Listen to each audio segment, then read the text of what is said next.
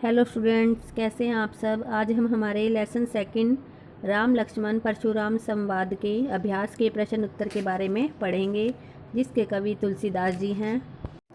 तुलसीदास का कवि परिचय देखिए। इनका जन्म उत्तर प्रदेश के बांदा जिले के राजापुर गांव में सन 1532 में हुआ था। तुलसी का बचपन संघर्षपूर्ण था। जीवन के प्रारंभिक वर्षों में ही माता पिता से उनका बिछोह हो गया था, अर्थात बिछुड़ गए थे। कहा जाता है कि गुरु कृपा से उन्हें राम भक्ति का रास्ता मिला। वे मानव मूल्यों के उपासक कवि थे।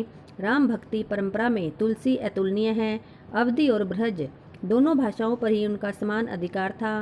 सन 1623 में काशी में उनका देहांत हो गया। रचनाएं उनकी रामचरितमानस, कवितावली, गीतावली, दोहावली, कृष्ण गीतावली और विनय पत्रिका। पहला क्वेश्चन देखिए। परशुराम के क्रोध करने पर लक्ष्मण ने धनुष के टूट जाने के लिए कौन कौन से तर्क दिए। परशुराम के क्रोध करने पर लक्ष्मण ने धनुष के टूट जाने पर निम्नलिखित तर्क दिए। श्री राम ने इसे नया और मजबूत समझकर सिर्फ छुआ था, परंतु धनुष पुराना और कमजोर होने के कारण हाथ लगते ही टूट गया। बचपन में भी उन लोगों ने कई धनुइयाँ तोड़ी हैं, तब परशुराम कभी क्रोधित नहीं हुए। हमें ये धनुष साधारण धनुष लगा। इस धनुष के टूटने पर उन्हें कोई लाभ हानि नहीं दिखती।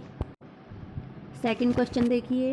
परशुराम के क्रोध करने पर राम और लक्ष्मण की जो प्रतिक्रियाएं हुई, उनके आधार पर दोनों के स्वभाव की विशेषताएं अपने शब्दों में लिखिए। राम बहुत शांत और धैर्यवान हैं। परशुराम के क्रोध करने पर राम विनम्रता के साथ कहते हैं कि धनुष तोड़ने वाला कोई उनका ही दास होगा। वे मृदुभाषी होने का परिचय देते हुए अपनी मधुर वाणी से परशुराम के क्रोध को शांत करने का प्रयास करते हैं। अंत में आंखों से संकेत कर लक्ष्मण को शांत रहने को कहते हैं। दूसरी ओर लक्ष्मण का स्वभाव उग्र है। वह व्यंग्य करते हुए परशुराम को इतनी छोटी सी बात पर हंगामा नहीं करने के लिए कहते हैं। वे परशुराम के क्रोध की चिंता किए बिना अपशब्दों का प्रयोग ना करने को कहते हैं। वह उनके क्रोध को अन्याय समझते हैं, इसलिए पुरजोर विरोध करते हैं। थर्ड क्वेश्चन देखिए।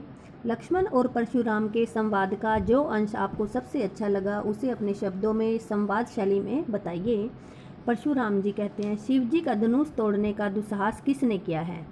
राम, हे नाथ, इस शिव जी के धनुष को तोड़ने वाला अवश्य ही आपका कोई दास ही होगा। फिर परशुराम कहते हैं, सेवक वह होता है जो सेवा का कार्य करे, किंतु जो सेवक शत्रु के समान व्यवहार करे उसे तो लड़ना पड़ेगा। जिसने भी धनुष तोड़ा है वह मेरे लिए दुश्मन है और तुरंत सभा से बाहर चला जाए, अन्यथा यहाँ उपस्थित सभी राजा मारे जाएंगे। फोर्थ क्वेश्चन देखिए। परशुराम ने अपने विषय में सभा में क्या क्या कहा, निम्न पद्यांश के आधार पर बताइए। बाल ब्रह्मचारी डैश घोर।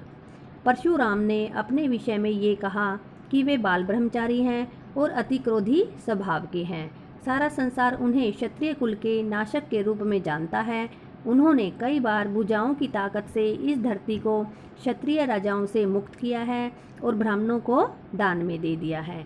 लक्ष्मण वे अपना फरसा दिखाकर कहते हैं कि इस फरसे से उन्होंने सहस्त्रबाहु के बाहों को काट डाला था, इसलिए वह अपने माता पिता को चिंतित ना करे।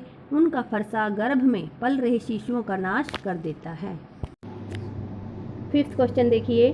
लक्ष्मण ने वीर योद्धा की क्या क्या विशेषताएं बताई। लक्ष्मण ने वीर योद्धा की निम्नलिखित विशेषताएं बताई। वीर योद्धा स्वयं अपनी वीरता का बखान नहीं करते, अपितु दूसरे लोग उसकी वीरता का बखान करते हैं। वे युद्ध भूमि में अपनी वीरता का परिचय साहसपूर्वक देते हैं। वीर योद्धा शांत, विनम्र, क्षमाशील, धैर्यवान, बुद्धिमान होते हैं। वे खुद पर अभिमान नहीं करते हैं, वह दूसरों को आदर देते हैं।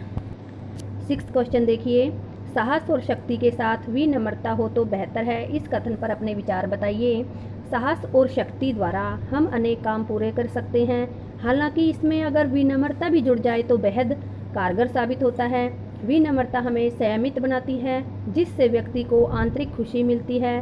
विनम्रता के भाव से विपक्षी भी उस व्यक्ति का आदर करते हैं। यह व्यक्ति कार्य को और भी सुगम बनाती है। सेवंथ क्वेश्चन देखिए। भाव स्पष्ट करना है।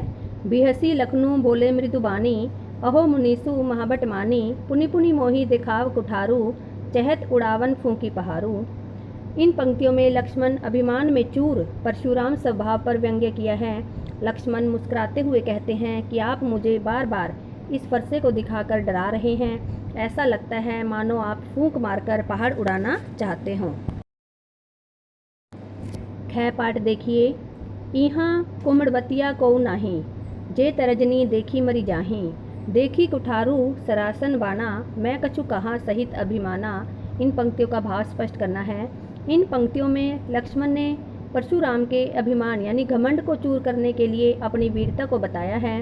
वे कहते हैं कि हम कुम्हड़े के कच्चे फल नहीं हैं जो तर्जनी के दिखाने से यानी तर्जनी उंगली के दिखाने से मुरझा जाता है, यानी वे कमज़ोर नहीं हैं जो धमकी से डर जाएं या भयभीत हो जाएं।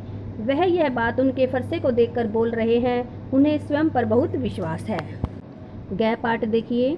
गादीसु नो कह हृदय हसी, मुनिहि हरियरे सूझ। अयमय खांड न उखमय, अजहू न बूझ अबूझ। भाव स्पष्ट कीजिए। इन पंक्तियों में विश्वामित्र मन ही मन मुस्कुराते हुए सोच रहे हैं कि परशुराम ने सामान्य क्षत्रियों को युद्ध में हराया है तो इन्हें हरा ही हरा नजर आ रहा है। राम लक्ष्मण को साधारण क्षत्रिय नहीं हैं। परशुराम इन्हें गन्ने की बनी तलवार के समान कमजोर समझ रहे हैं, पर असल में ये लोहे की बनी तलवार है। परशुराम के अहंकार और क्रोध ने उनकी बुद्धि को अपने वश में ले लिया है। क्वेश्चन 8 देखिए। पाठ के आधार पर तुलसी के भाषा सौंदर्य पर 10 पंक्तियां बताइए। यह काव्यांश तुलसीदास द्वारा लिखित रामचरितमानस के बालकांड से ली गई जो अवधी भाषा में लिखी गई है। इसमें तत्सम शब्दों का प्रयोग भरपूर मात्रा में किया गया है। इसमें दोहा, छंद, चौपाई का भी प्रयोग किया गया है। भाषा में लयबद्धता है। प्रचलित मुहावरे और लोकोक्तियों ने काव्य को और भी सजीव बनाया है। वीर और रौद्र रस का प्रयोग मुख्य रूप से किया गया है। कहीं कहीं शांत रस का भी उपयोग हुआ है। अनुप्रास, उपमा, रूपक, उत्प्रेक्षा और पुनरुक्ति अलंकार का सुयोजित ढंग से प्रयोग हुआ है। व्यंग्यों का प्रयोग अनूठा है। प्रसंगानुकूल भाषा का भी प्रयोग किया गया है। 9th क्वेश्चन देखिए। इस पूरे प्रसंग में व्यंग्य का अनूठा सौंदर्य है। उदाहरण के साथ स्पष्ट कीजिए। तुलसीदास द्वारा रचित परशुराम लक्ष्मण संवाद मूल रूप से व्यंग्य काव्य है। उदाहरण के लिए, बहु दनुही तोरी लरिकाई, कबहू न असी रिस किन्ही गोसाई। लक्ष्मण परशुराम से कहते हैं कि हमने बचपन में भी इस जैसी कई धनुइयाँ तोड़ी हैं, परंतु तब आप हम पर इतने क्रोधित नहीं हुए थे। मातु पितही जनी सोच बस, करसी महिष किशोर। गर्भन के अर्भक दलन, परशु मोर अति घोर। परशुराम जी क्रोधित होकर लक्ष्मण से कहते हैं कि अरे राजा के बालक, तू अपने माता पिता के बारे में सोच। यह जो मेरा फरसा है बहुत ही भयानक है, डरावना है। यह गर्भ में पल रहे बच्चों का भी नाश कर देता है। अपने मुँह तुम आपने करनी, बार अनेक भांति बहुवर्णी। परशुराम द्वारा की जा रही खुद की बड़ाई को लक्ष्मण अपने मुँह मियाँ मिट्ठू बनाना कहते हैं। मिले न कबहू सुभटरन गाड़े, द्विज देवता घर ही के बाड़े। लक्ष्मण कहते हैं कि आपका सामना कभी योद्धाओं से नहीं हुआ, इसलिए आप घर के शेर हैं। 10th क्वेश्चन देखिए। निम्नलिखित पंक्तियों में प्रयुक्त अलंकार पहचान कर लिखिए। बालकू बोली बंदौ नहीं तो ही, अनुप्रास अलंकार है इसमें। बालकू बोली बंदौ में बै वर्ण की एक से अधिक बार आवृत्ति हुई है, इसलिए अनुप्रास अलंकार है। कोटि कुलिस सम बचनु तुम्हारा, इसमें भी अनुप्रास अलंकार है। कोटि कुलिस में कै वर्ण की एक से अधिक बार आवृत्ति हुई है। उपमा अलंकार भी है। कोटि कुलिस सम बचनों में उपमा अलंकार है, क्योंकि परशुराम जी के बचनों की तुलना है, जो वचन है उनके, उसकी तुलना वज्र से की गई है और वाचक शब्द सम का भी प्रयोग किया गया है।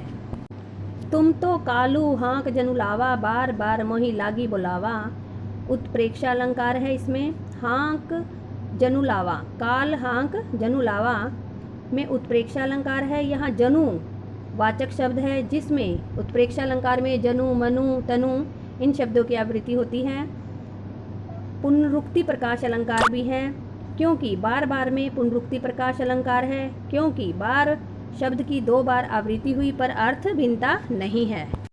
लखन उत्तर आहुति सरिस, भृगुबर कोपु कृसानु। बढ़त देखी जल सम वचन बोले, रघुकुल भानु। इसमें उपमा अलंकार है। लक्ष्मण के उत्तर आहुति के समान और वाचक शब्द सरिस के कारण आहुति, सरिस, भृगुबर, कोपु, कृसानु में उपमा अलंकार है। जल सम वचन में भी उपमा अलंकार है, क्योंकि भगवान राम के मधुर वचन जल के समान कार्य कर रहे हैं और वाचक शब्द सम का प्रयोग हुआ है। रूपक अलंकार रघुकुल भानु, जहाँ रघुकुल भानु लिखा हुआ है उसमें रूपक अलंकार है, क्योंकि श्री राम के गुणों की समानता सूर्य से की गई है।